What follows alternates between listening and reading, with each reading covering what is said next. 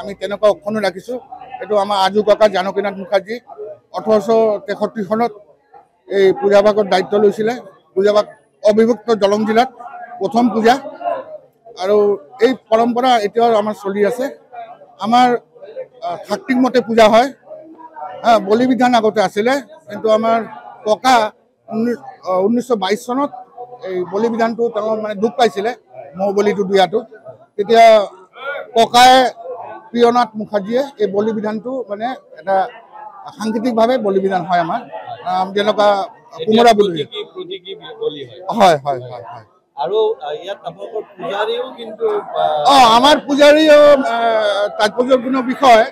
আমাৰ পূজাৰী পূজা ভাগৰ দায়িত্ব লৈ আছে আমাৰ জামুগুৰি ধলাবিল অঞ্চলৰ শৰ্মা বৰুৱা ফেমিলি। তেখেতসকলে পাঁচপুৰুষীয়াভাৱে এই পূজা ভাগ অক্ষুণ্ণ ৰাখিছে। হয় হয়, বংশগত সিহঁতৰ পাঁচপুৰুষীয়া। হয়, বোধন সন্ধিয়া হ'ব, সন্ধিয়া বোধন হ'ব। বিসৰ্জন আমি তেনেকুৱাই আমি কান্ধত লৈ যাওঁ। 163 বছৰ বয়স হ'ল এই পূজা ভাগত। আজি ককা জানকীনাথ মুখাৰ্জীয়ে পূজা ভাগ স্থাপন কৰিছিলে, আৰু সম্পূৰ্ণ সাত্বিক পৰম্পৰাৰ বাবে আমাৰ পূজা ভাগ হয়।